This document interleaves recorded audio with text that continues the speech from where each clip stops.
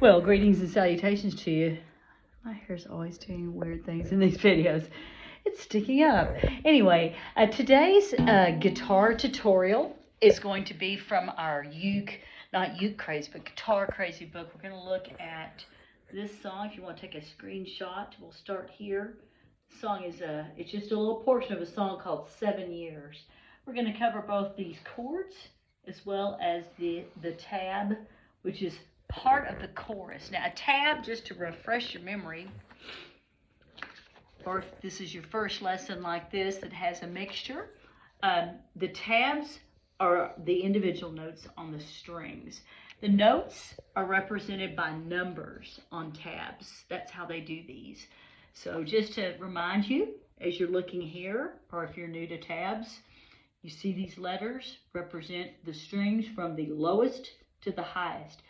You always read them from bottom to top, just like when you tune your instrument, you tune from the lowest string to the highest string. So as we're going through, remember we've got elephants and donkeys grow big ears. Notice that this line is thicker than this line, which is nice in this book that they do show that. Tabs don't always show from the thickest line to the thinnest line, so it's nice to have that. So with this, moving it back, with this tab, elephants and donkeys grow big ears. I just went from the lowest to the highest. Remember, you're looking at it as if you're looking at your instrument this way. Okay, towards you, brother, and then you turn it down. This particular tab is going to deal with your two highest strings, which are also the thinnest strings. The highest one is the E, that will be the top string, and the B, which is right next to it, okay? So as we start this tab, for example, I don't know if I had to hold this tiny instrument decide to play.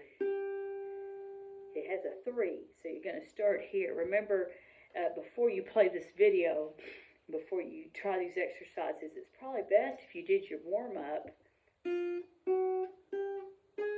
you tried to do your fingers in each one. You might have done this. You might have done that with one finger to find those frets. Or you may be doing the one finger. Each finger has its own little house, its own square house. Anyway, you only need these 2 strings.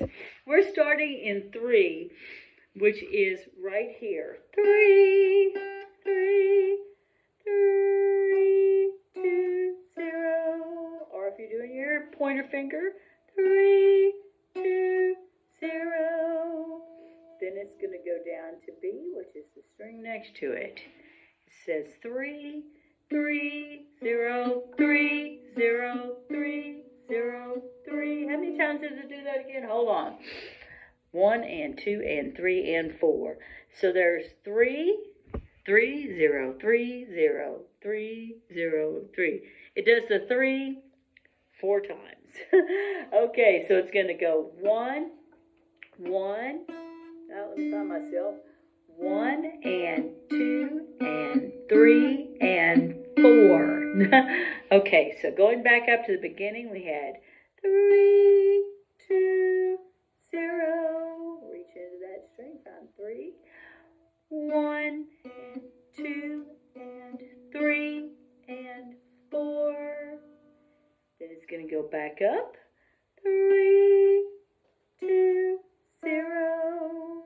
Then in, find that 3 again. 1 and 2 and 3 and 4. It's the same thing again.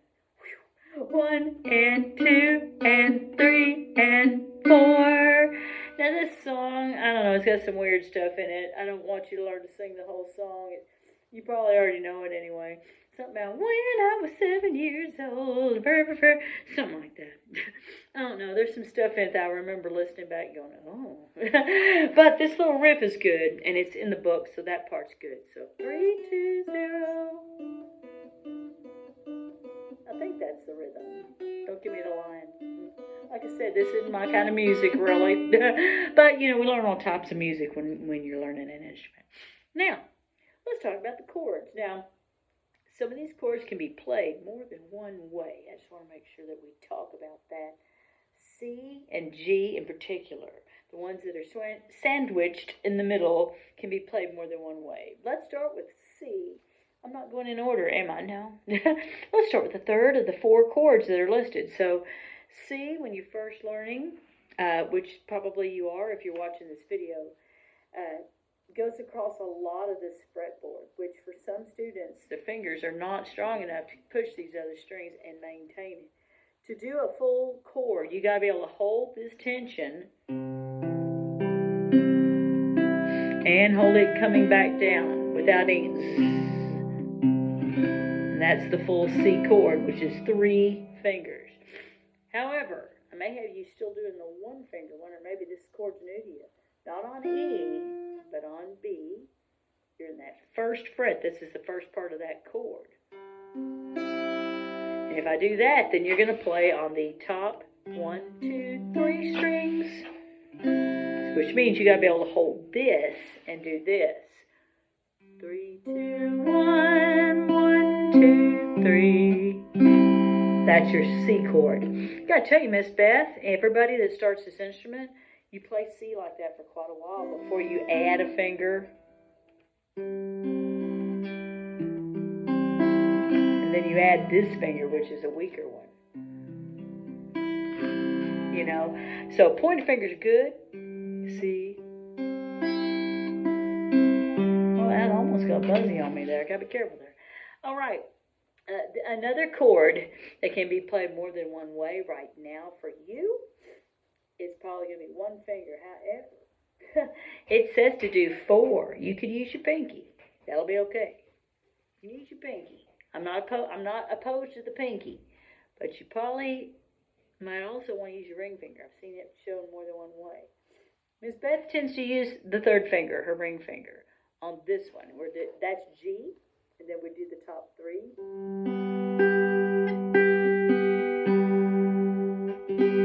But Miss Beth, I want to do it like this.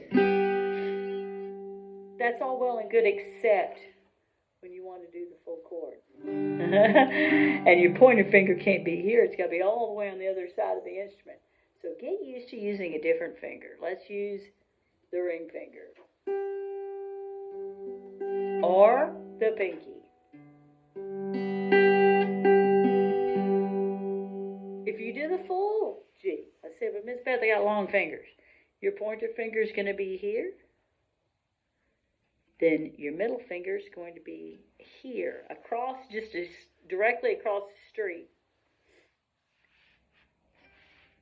from your ring finger. See, so those are both in 3. Then this is in 2. And that's your full. Then back down. And that's G, okay? That takes a lot of practice and a lot of work to make sure your fingers are strong enough to hold that. The other 2 chords in this progression that we're going to go over today. E minor, the big E, the little M, that stands for minor. They don't tell you, it just says M. E-M, you like M. E minor, little M. They want you to use, like your drama llama. They want you to use 2 and 3, these 2 fingers. And it's supposed to be on 2nd fret here, like this. And then you strum everybody. I love the way this chord sounds. Brace yourself for some awesomeness. Oh, yeah.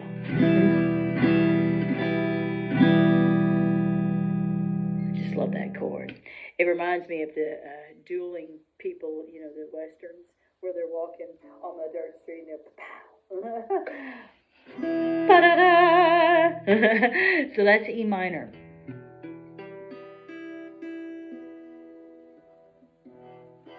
Okay, so E minor. It takes a lot of strength to do these chords. Make sure you're working on the tips of your fingers.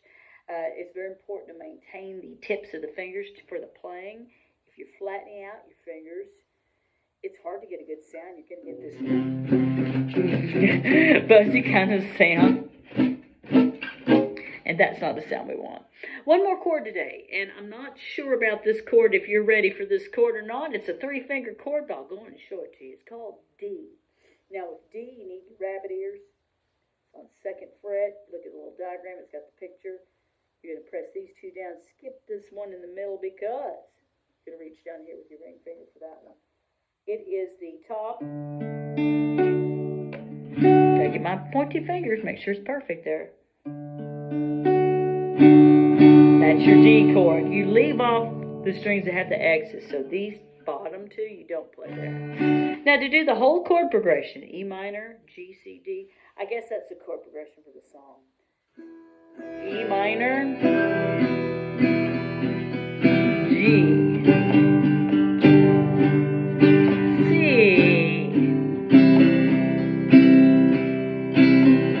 D,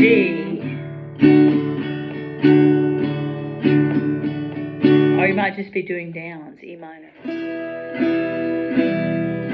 G, C, you can do this one, D.